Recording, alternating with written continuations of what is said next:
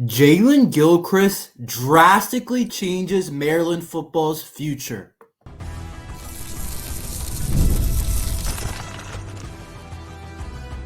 You are Locked On Terps, your daily podcast on the Maryland Terps, part of the Locked On Podcast Network.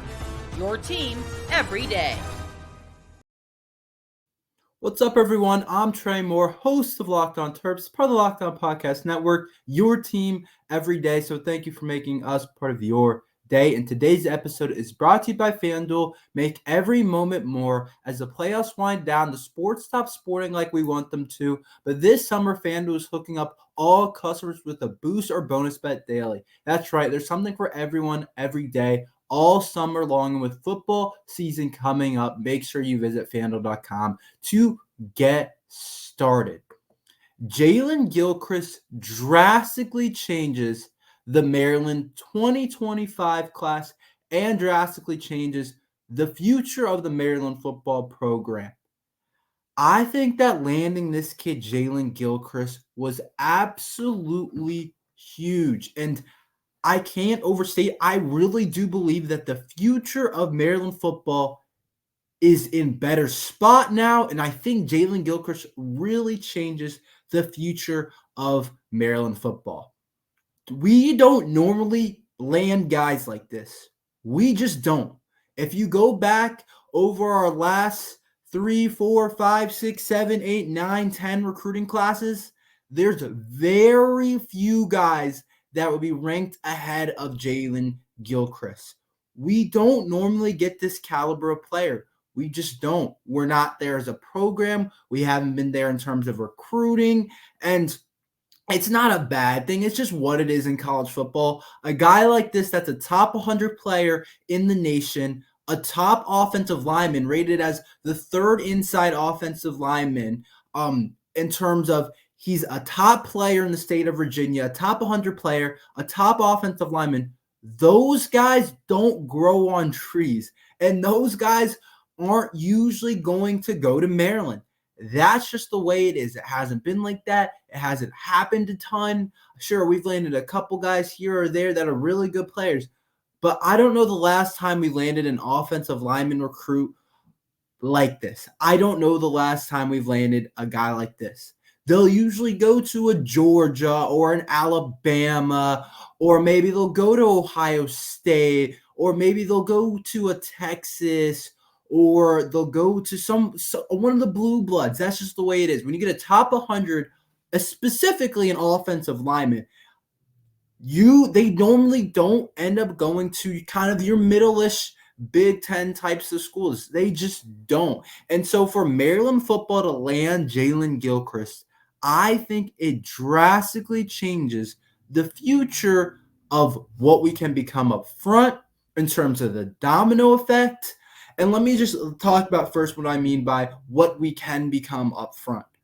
We can do more. We can do more in terms of protection. We can do more in terms of the passing game if the blocking up front is better, in terms of the running game, in terms of basically every part of your football, every part of your football team, every component of your offense, you can do at a higher level, at a better level. You can have more time with your quarterback with there being top-level guys up front. And I think the way we've recruited over the last couple of cycles leads me to believe that we are going to have a really great future along the offensive line. And I think Jaylen Gilchrist is the main reason why. There's other guys, don't get me wrong. Last year, we recruited offensive line at a really high level, a bunch of really good players. Like I talked about, Ryan Howerton was a 4-star on, I want to say, Rivals at a point. Terez Davis is a really good player. There's other guys up there. We brought in a ton of offensive linemen in the recruiting class next year. But Jaylen Gilchrist is going to be a guy that's going to be able to anchor this offensive line, and it's going to change the future of Maryland football. We can do more with a guy like that up front, and I'm not even sure what position he'll play. I read a scouting report. The 247 scouts seem to think he can play anywhere on the offensive line, so they think he can play guard or tackle, it sounds like. I'm not exactly sure what he'll end up playing. The most valuable position is definitely tackle. So I wouldn't be surprised if he's a guy that we develop into a starting tackle. But in terms of what we can do in terms of protection, especially if he's playing tackle, if he's a shutdown offensive lineman, he shuts down some of your Big Ten best pass rushers, and he's going to be like a high-level draft pick. It changes drastically what we can do as an offense. And he is going to be Malik Washington's best friend. It's going to give Malik Washington more time as a thrower. It's going to make Malik Washington feel more comfortable in the pocket if we can develop Jaylen Gilchrist into the type of player that I think that he can become and that a lot of people think that he can come. I think it also changes the future of Maryland's recruiting. We've landed some really good skilled players in terms of high-level recruits. It's in terms of like the 4-star rated guys like Rakeem Jarrett, Stephon Diggs back in the day. Like we've landed some good high-level skill types of guys. We've gotten some 4-star running backs over the past couple of classes, some 4-star receivers that are good players, but we've rarely been able to recruit guys like this up front. So yeah, I think he changes our offensive line play when he gets here, and it's going to take a group effort. I'd be lying if I say one guy's going to completely change that, but I do think he's also going to provide a domino effect where we could be looking at the 2026 class, and we might be able to land one or two offensive linemen or defensive linemen or whatever the case may be that maybe wouldn't normally consider Maryland, but they saw Jaylen Gilchrist commit to Maryland last year, and they said, maybe that's where I should be, or maybe I want to stay home and be a top-level offensive line recruit that stays home. And I think that Jaylen Gilchrist really is going to allow those doors to be open for different guys because they're going to see Jaylen Gilchrist, they're going to see him commit to Maryland, and they're going to be like, maybe that's something I could do. I wouldn't be surprised at all. It definitely was a domino effect when Malik Washington committed. We ended up getting Zymir Smith. We ended up getting Jaylen Gilchrist. We got people that I didn't think we would normally get. Jaylen Gilchrist was heavily predicted to go to South Carolina for a while until Maryland made that last push. And I think Malik Washington's domino effect was a thing. And I think Jaylen Gilchrist is domino effect is a thing. And I also think he just changes the future of Maryland football because he's going to be able to come in and play early. And you don't normally, when you talk about offensive line recruits, you don't normally have them in your plans until their junior, senior year. They just aren't developed enough. They're just not ready. But this is a guy that comes in and potentially could be ready to play right away. If not right away, year 2, he should be starting. But he might be able to play right away. I wouldn't be surprised if he plays right away. It's tough on the offensive line to play right away, but when you have a talented guy like this that has the potential to possibly play right away for Maryland football, it's a really big opportunity and something that you have to take advantage of. You have a chance to do something really special with this Jaylen Gilchrist guy. And I think there's a number of different reasons why he changes the future of Maryland football, but I really do believe that he drastically changes it. I think it's going to allow us to land more guys. Maybe in the 2025 class, we're able to flip a couple people now because look at the class. It's a top 25 class in the country. It's a really good class. So I think we're going to be able to flip a couple guys, and that's going to lead to just obviously a better recruiting class, a more complete recruiting class, to a recruiting class that's already really good. It's also going to allow your offensive line to play a lot better up front. You're going to have better players up front, better quality players, more depth up front. You're going to have a guy that is a high-level guy that everybody wanted. And I think that it's going to really change your play up front, and I think he has a chance to be able to do that. So there's a couple of different reasons why, but Jaylen Gilchrist, I think, really does drastically change the future of Maryland football. Maryland's 2025 class is amazing, but what does Maryland have to do once they get there to make sure it stays that way? I will talk about that after this ad from eBay Motors. Passion, drive, and patience. The formula for winning championships, and is also what keeps your ride or die alive. eBay Motors is everything you need to maintain your vehicle and level it up to peak performance. From superchargers, roof racks, LED headlights, and more. Whether you're into speed, power, or style, eBay Motors has got you covered. With over 122 million parts for your number one ride or die, you'll always find exactly what you're looking for. And with eBay Guaranteed Fit, your part is guaranteed to fit your ride every time or your money back. Because with eBay Motors, you're burning rubber, not cash. With all the parts you need at the prices you want, it's easy to make your car the MVP and bring home huge wins. Keep your ride or die alive at ebaymotors.com. Eligible items only, exclusions apply. eBay Guaranteed Fit, only available to U.S. customers. Maryland football did the recruiting. They did at a really high level, and this 2025 class has a chance to be really special. But there is a lot more that has to be done. I am in love with this Maryland 25 class. It's such a great class. It's complete. We have different players at different parts of our football program. We get Jaylen Gilchrist up front. And I've been saying, we need offensive line. We need offensive line. We need offensive line. We need these high-level offensive linemen. And we got one in Jaylen Gilchrist. It's really going to separate. It's what's the biggest separate in terms of college football. I really do believe it's up front in the trenches between the middle-ish programs and the elite programs. We have four-star quarterback commit Malik Washington, the future star of Maryland football. We have him up front. We have him at the quarterback position, and he's a guy that's going to be special, a top 250 recruit, a top player in the state of Maryland, a dual threat quarterback.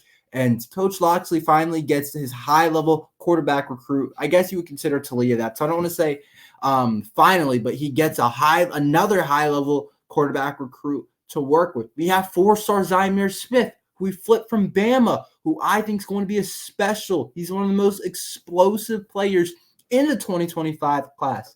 We have Iverson Howard, the four-star running back, who's a really good player that I like a lot. We have four-star Bryce Jenkins up front, can play offensive or defensive line. I guess time will tell where he will play.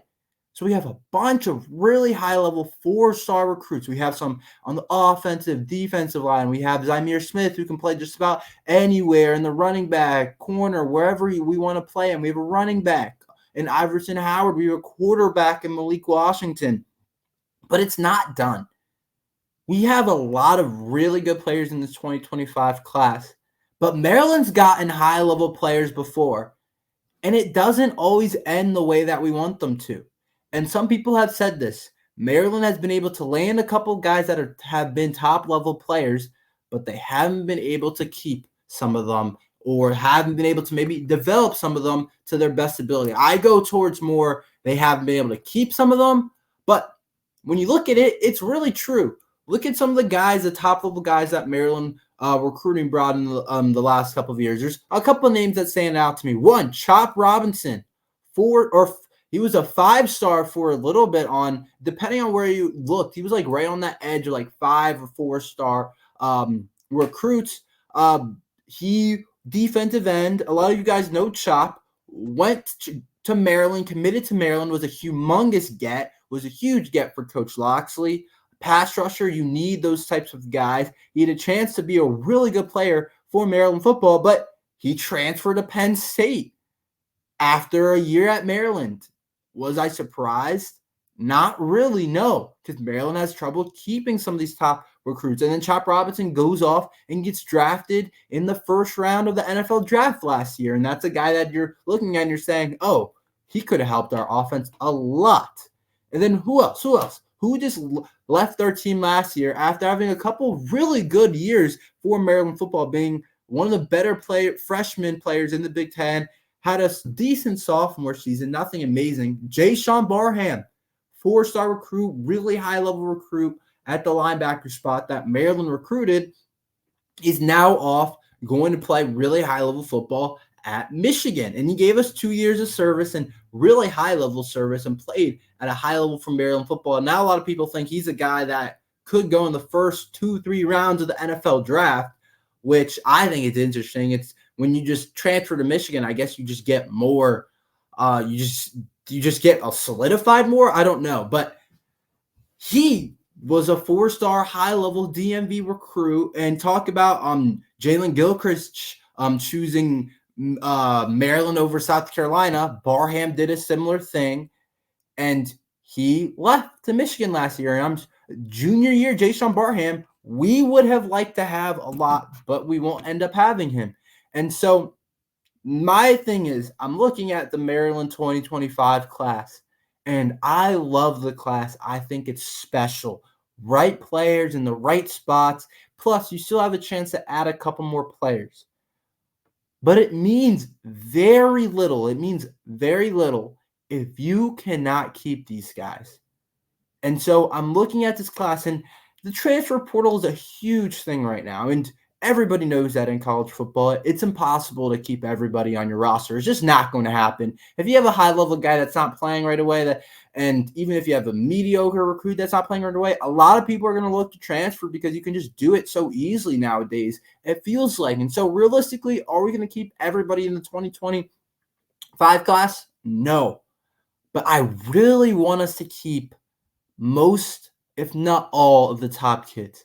I want to be able to figure that out. I don't know if we have to play them early. I don't know exactly what you have to do. I don't know if it's an NIL situation, but I want Maryland to figure out how to keep these guys throughout all 4 years or 3 years, whatever it may be. If they decide to go early to the NFL draft, which not very many Maryland players have decided to do, I want you to be able to keep these guys because it's not going to matter. I keep talking about it. Jaylen Gilchrist can change Maryland futures. Malik Washington's going to have the chance to be one of the best players in the Big Ten potentially in a couple of years and do some of the similar things that Talia did. And Zymir Smith, one of the most explosive athletes, whatever. If you can't keep them, it literally does not matter. So don't let these guys come in for 1 or 2 years and just leave. Figure out a way to keep these type of guys because we've been able to recruit it. We've been able to get it. We haven't gotten quite a class where there's this many of them and this many high-level players. But now that we have it and now that it's here, figure out a way to be able to keep them. Because if we're not, it's just going to be all for naught and we're going to be hovering around the same spot. But if we want to make a jump as a program, if we want to get to the next level where maybe we're consistently being at top 30, top 25 recruiting classes, and we're consistently ranked in the top 25. I think that's the next step for us. We've won 3 straight bowl games. We've had 3 straight winning seasons. We've done some really good things. But if you want to take the next step where it's like we're consistently ranked, we're not going to be a powerhouse, but we're looked at as a good team. You got to be able to keep a lot of these guys. And I'm looking at it and I'm saying Chop Robinson weren't able to keep. Barham, you weren't able to keep. There's other guys too as well you weren't able to keep. So I'm looking at this team and I'm saying, yeah, the transfer portal is going to hit a certain part of your team. It just is. But you got to be able to keep some of these top recruits in the 2025 class so we have a chance to develop them right and they have a chance to take on their next level as a Maryland football players. Maryland football commit decides to flip to another big-time program. I will talk about that and the kind of loss that it is after this ad from FanDuel. I love sports. I love them so much, and I never want them to stop. But as the playoffs wind down, we get fewer games, and sports aren't sporting like I want them to. But FanDuel lets you keep doing things in the sports world and going whenever you want. All you have to do is open the app and dream up bets anytime you're in the mood. And this summer, FanDuel is hooking up all customers with a booster bonus daily. That's right. There's something for everyone every day, all summer long. So head over to FanDuel and start making the most of your summer with football season coming up. There's so many different things. You also, guys, can bet on baseball if that's the type of thing that you want to do. There's baseball games every single day. And so head over to FanDuel and start making the most out of your summer. FanDuel, the official sports betting partner of Major League Baseball.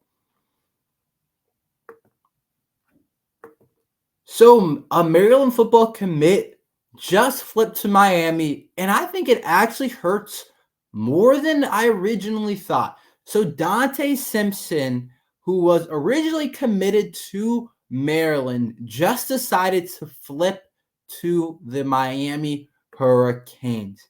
And it's Miami. I can hardly blame him for flipping to Miami myself. It seems like a really cool spot to go. You're in Florida. You're in Miami. It's a 6 school. The U, like, I'm not gonna lie. That's all I'm gonna leave it at that. It's Miami. It's a lot of cool stuff happens there. It's a really cool campus. I hardly can blame him for flipping to Miami. But there's a couple of points that I want to make about this. One, it's really hard to keep the Florida guys. We have some sort of pipeline going in Florida. We've done a really good job of recruiting in the state of Florida, but it's hard to keep those Florida guys just because there's so many schools in Florida that are high-level schools, whether it's Florida State, whether it's Florida, whether it's an FAU. There's a lot of good schools. Miami, of course. There's a lot of high-level colleges that play football in Florida. UCF, like there's a lot of good schools in Florida. And so it's really hard to keep some of these Florida recruits. So the fact that Dante Simpson flipped to Miami doesn't completely surprise me at all. But I do think it hurts for one reason in particular. Maryland hasn't recruited much up front along the defensive tackle spot. And so I'm looking at our 2024 class and our 2023 class. There's not a ton of guys at the defensive tackle spot. And I know we've kind of trusted the portal to get a couple of guys up front. One that stands out, of course, is Jordan Phillips, who I think is our best guy, maybe on the entire defense possibly, but people would definitely argue he's our best defensive lineman, especially our best defensive tackle. Had a really good year last year. I say he's a breakout candidate this year. And so, yeah, he's transferred from Tennessee. We're able to get some guys in the portal, but we haven't really recruited and homegrown a bunch of guys that we've been able to, that we're probably going to be able to bring up in terms of the 2024 class. We had like one kid, and then 2023 class, similar type of thing. And so Dante Simpson was a guy I liked a lot. I thought he had a good frame at 6'3", listed at 281 on 247. And I was like, okay, I like him. And Tommy King-Basote and Jordan Phillips aren't going to be at Maryland forever. So it was like, I thought we needed guys to recruit up front that were going to be good players. And I'm not surprised at all that Miami wanted him. And I'm not, like I said before, I don't blame him for flipping to Miami. I'd have a hard time probably not flipping to Miami, but he had some other good offers. Like he had Illinois, he had Minnesota, he had NC State, he had West Virginia. He had some solid other offers. He also goes to a really good school as well. So it's an interesting kind of thing that he flipped to Miami. But I just think with how we've recruited defensive linemen, specifically the defensive tackle spot, I do think it hurts us losing this kid. And I don't know exactly if it had to do maybe anything with maybe landing Bryce Jenkins up front or what the case is. I mean, he's a Florida kid, so I'm not surprised at all that he decided to go to flip to Miami. But this does, I guess, open up a spot in this 2025 class, and I wouldn't mind us looking to add some type of defensive tackle presence in our 2025 class that can come in.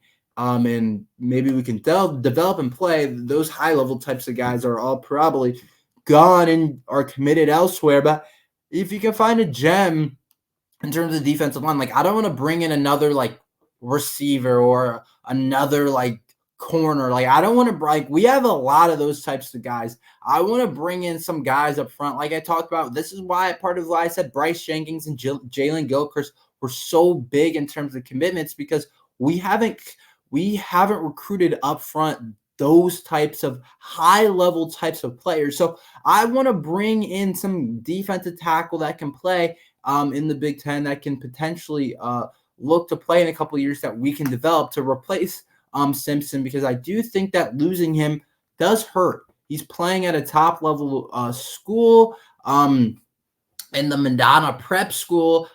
So I do think that it does hurt. He is a 3-star, so it's not like the end of the world. but I don't want to start losing guys in this 2025 class that I think has a chance to be really special. So I'm hoping that we can find a replacement, but you don't know. You can always look in the portal next year for it. I don't think it's much of a need this year, but I think next year and headed into the next year, a couple years, always get ready for the future. And I think that that's something that we're going to have to get better at.